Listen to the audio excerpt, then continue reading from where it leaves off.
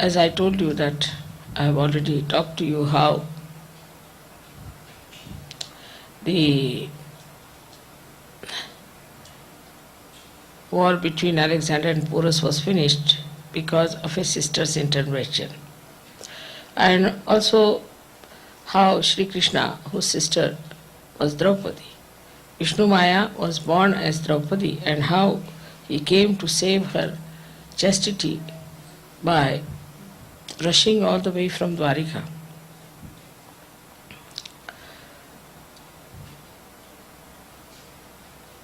So we can see that when we ascend in the collective consciousness and we have collective living, collective meeting, at the Vishuddhi Chakra, Sri Krishna established this, or he manifested this pure relationship of a sister.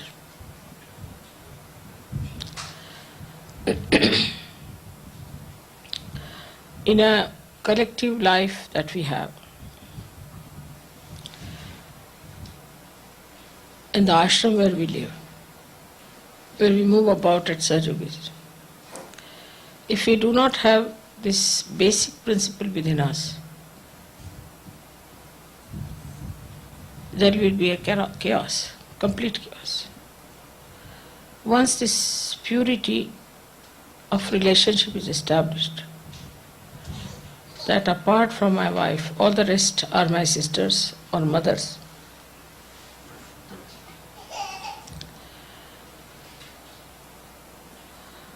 it cannot be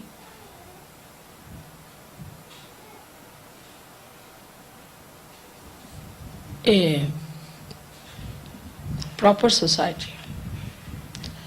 And the chaos of the social system of America is because they have no sense of pure relationships. Once you call somebody a sister, she's a sister. And once you call somebody a brother, she's a brother. It's not only that you should be born of the same parents. It's not necessary. But this is a very important principle to have a very pure society where everybody can live peacefully. It's a common thing I've seen in the West that a lady comes as a friend of the wife in the house. So she's there and she is a sister of the husband, has to be. But on the contrary, next day you find that this man starts having bad eyes towards this lady. Because from very childhood, if you have not fixed your attention on your sister with all that purity, you cannot have that pure feelings for another woman. The starting point is your own sister. The son is born and then the daughter is born, or first the daughter is born and the son is born.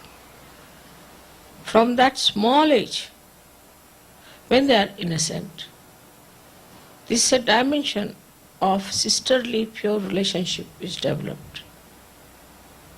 Even when the society is so corrupt and bad. But at a very young age, say at the age of 18 years, because of the social relations here and the social ideas, the second part, which is a brother's duty towards the sister, is to respect the chastity of his sister and to protect it. And also it is the sister's duty to keep the brother morally all right.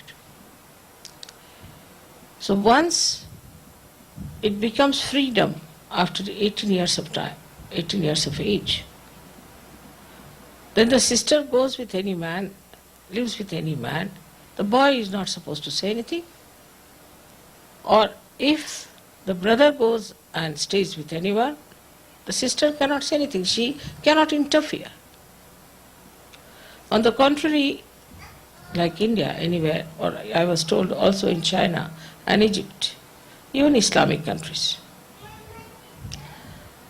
if they find their sister going with another man, they'll shoot that man in the Islamic countries. In India they may not shoot, but they will see that the sister is put right. Same with the brother. In India, I can say, in China also, if the brother is immoral, he is going the wrong way, then the sister tries her level best to bring him back to normal morality. It's very common that if a man is doing wrong, then the wife goes to the sister and she's very anxious and she becomes very upset about it. She goes all out to correct her brother. And this innate understanding exists within us. In every person, whether you are born in America or anywhere, that if the brother is doing the wrong thing, if he's smoking, if he's doing wrong things, more than the mother, the sister feels it. More than the mother, the sister wants that it should be corrected. And she goes all out to fight it out. Mother may start crying, weeping, give up. But the sister will go on fighting her brother. In her all efforts, she will see to it that the brother comes round. Also, other things like if the brother is doing something illegal, something wrong, something which is detrimental to the society, it is the sister who has a right, divine right, to go and correct. In a society where this relationship is very pure and where societies are quite settled down, the question doesn't arise mostly that the sisters do wrong. But supposing a sister does something like that, supposing a sister goes out of the family, she tries to give up her family for somebody else, or she tries to dominate her husband, or to do something wrong in the family, then the brother will go and tell her off what he thinks of her and will try to correct her. So this right to correct between brother and sister does exist, not because it is some sort of an outward thing, but innately from within ourselves. This is the Ganesha principle which acts on Vishuddhi Chakra, where whatever communications we have a sister's relationship and a mother's relationship. Krishna also had a foster mother, as you know, and the relationship with him was exactly like her own son. So if you call somebody as a mother, it has to be absolutely pure relationships. So there are three types of relationships with the women. One is that of a mother, another of a sister or a daughter, and another is of a wife.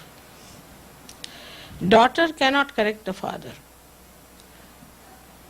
Daughter has no right to correct the father, and she will not correct the father. On the contrary, even if he does wrong, she support him. She stand by him always. She will even go against the mother to support father. It's nature, it's natural. But the son will correct the father if he is doing something against the mother. It's a natural thing. Is a male force supporting the female's force or the female force correcting the male force in such a manner that the society is kept clean and there is proper growth.